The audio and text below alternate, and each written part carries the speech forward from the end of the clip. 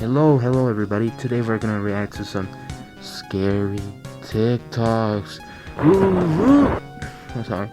Are you guys ready? Because I'm not. Let's get right to it. Quick mental note. We're gonna react to some chilly, Dan Disturbed TikToks. Go follow him right now on TikTok. If you don't have TikTok, like this video and show support to his channel and my channel, please.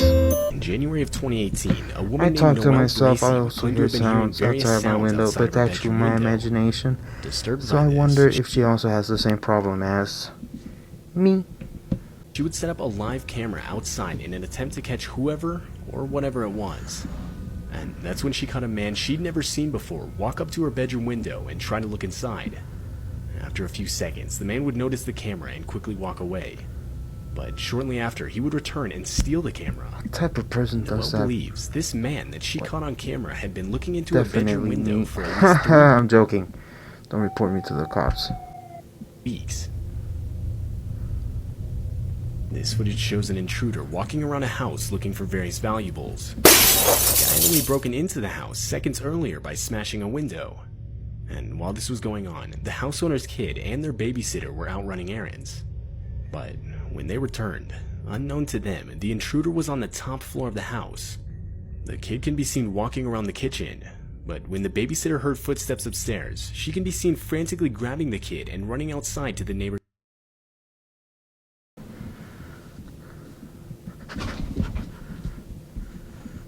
house. Shortly after, followed by the intruder running away. Is that it? And the intruder himself was never caught.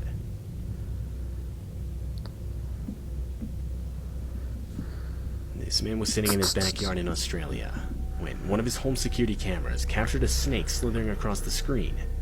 While the man had his back to it and therefore couldn't see it come up right next to him, his dog would notice the creature and even go after it. This would alert the man. I actually used to have a snake, but my dad killed it when he left it outside. It was cold, so it froze to death. I actually never got to name the snake. Okay, continuing. What makes this clip so disturbing is the fact that the snake was an eastern brown snake, which is the second most venomous snake in the He world. was brown? He was Mexican? Snake that's responsible for about 60% of snake bite deaths in Australia. Australia. This home security camera was recording in the middle of the night when, from the right side of the screen, multiple orb-looking blurs can be seen coming into view. No, that's just my splooge. They look to fly across the screen behind the house's fence, but it's clear something went over the fence. Many comments claim to have thought the video was in some way related to the paranormal, though one comment suggested the blurs looked like kids running by and throwing jackets over the fence. It was me.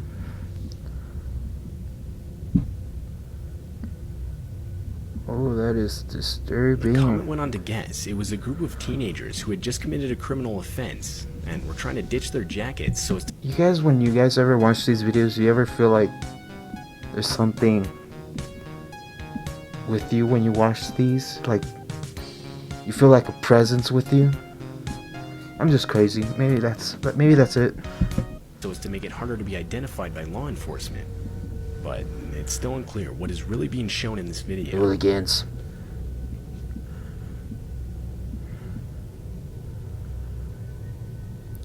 That's me. That's me. That's me right there. I'm joking.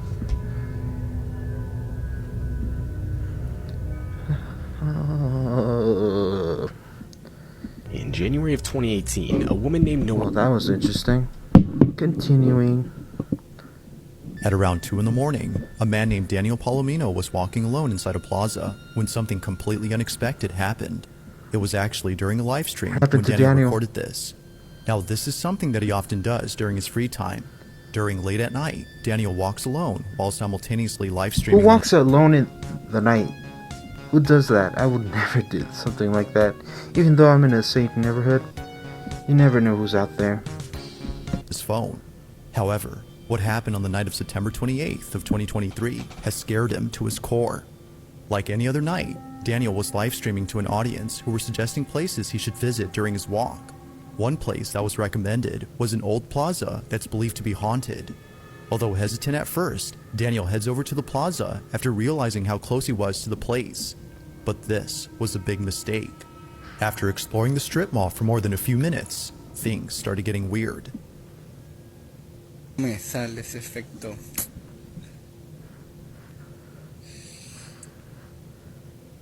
Gente, huele quemado. Huele quemado, sí, cierto.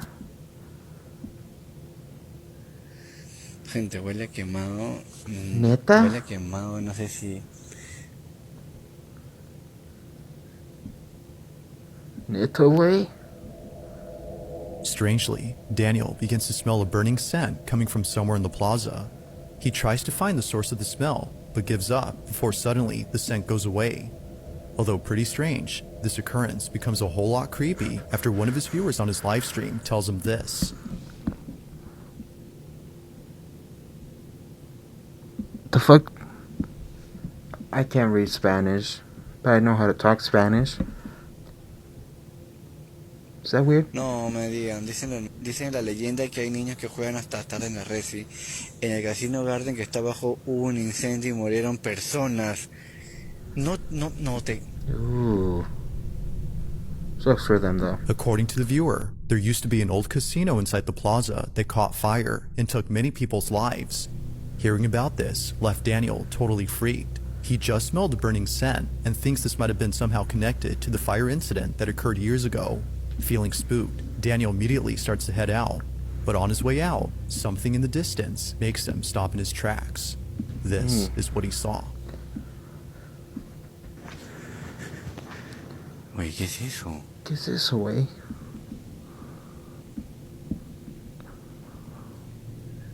¿Qué? Neta. O es un diente, o es un gato. Gracias, ¿y tú? Bien, gracias. ¿Y tú? ¿Qué mierda es eso, bro?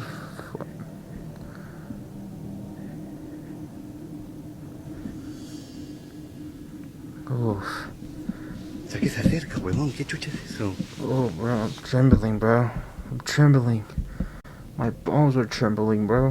Oof. Oye, me acerco. Ni cagando, voy a grabar algo. Oye, ¿qué chucha es eso? Está que camina, huevón. Está que camina. At around 2 in the morning, a man named Daniel Palomino was walking alone inside a plaza when something completely unexpected happened. It was actually during a live stream when Daniel recorded this. Now, this is something that he often does during his free time.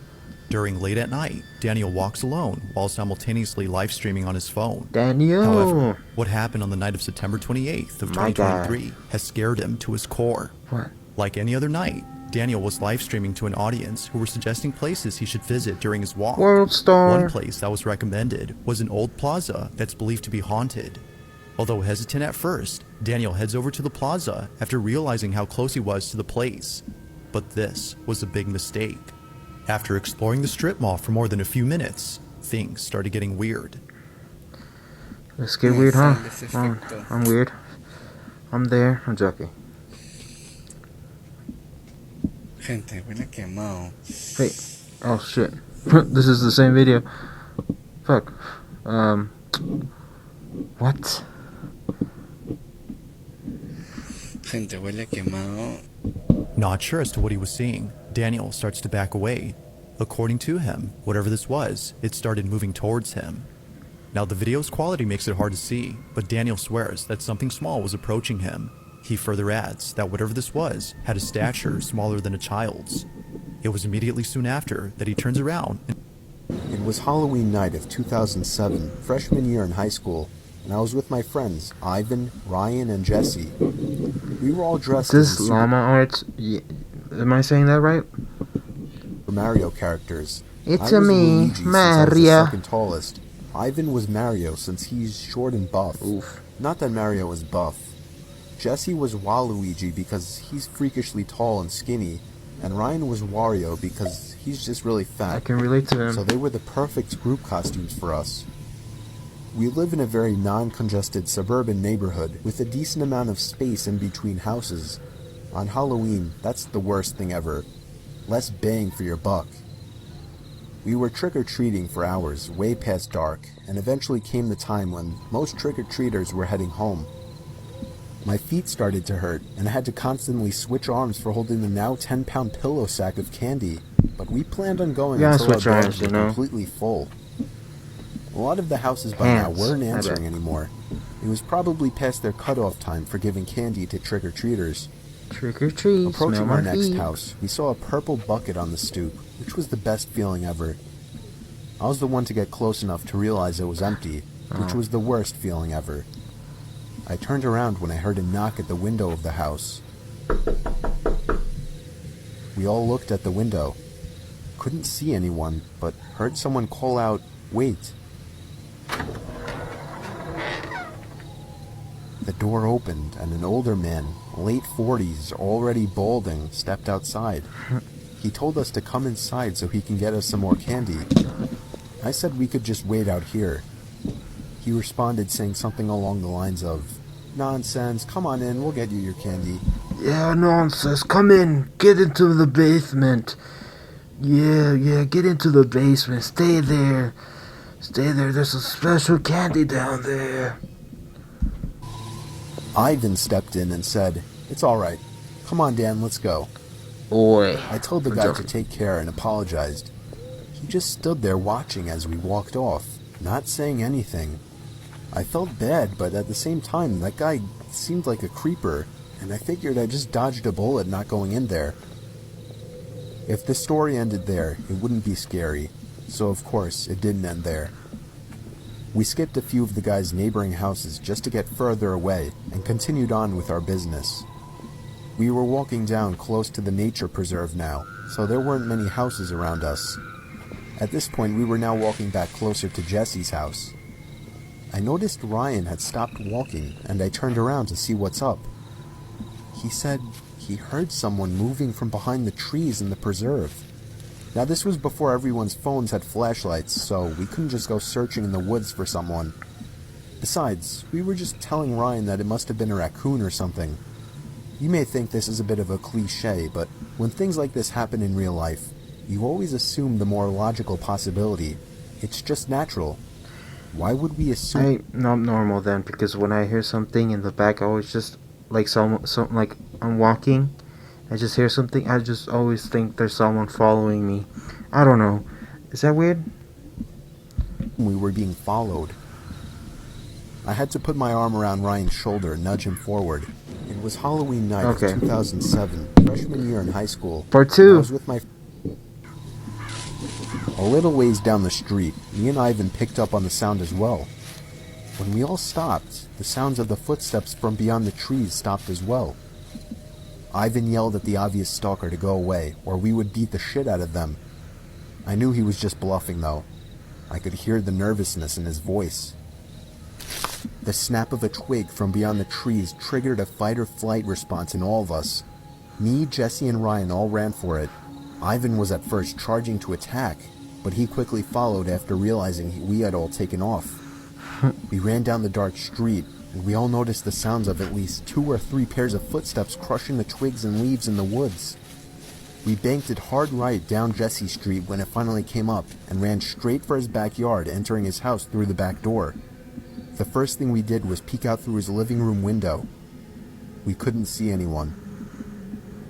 We all had to gather our thoughts and discuss what the hell just went down in his living room, when all of a sudden we heard Jesse's backyard gate slam shut. Jesse dove to turn off the lights. There was a click and a bang from down in the den. It was more than likely Jesse's back door. We all agreed to go down armed with knives and face them. Jesse turned on his back door light, but there was nobody out there. Just then the front door opened, and we all screamed like animals. Jesse's mom and sisters came rushing downstairs. They had just gotten home from their friend's little house party. We all rested assured knowing it was just them. Jesse explained what happened, but made it seem a lot less dramatic. Me and Ivan went home after that and called it a night. At 12:30 a.m., I got a disturbing text message. It was from Jesse. It said, "It wasn't my mom." I texted back saying, It was "What?" your mom. I'm joking. He responded back quickly, saying, "It wasn't my mom in the backyard." My fingers slammed the buttons on my phone, responding back, "What do you mean?" There was a long pause before he finally told me that his mom and sisters said they never went in the backyard. I told him to immediately check the backyard from his upper deck. He had already done just that. He also told his mom everything, and she had already called the police. They didn't find anyone back there, but Jesse did mention the guy who invited us in while trick-or-treating. Nothing ever Snitch. became of that, and nothing ever happened at Jesse's house again after that one Halloween night. Happy Halloween. It's not even Halloween, but still happy Halloween. Thank you guys for watching, and like and subscribe to Llama Arts? I forgot. Subscribe to him, please. He made this incredible animation. And subscribe to Chili Danster. I can't say it. I can't see with these sunglasses. See ya.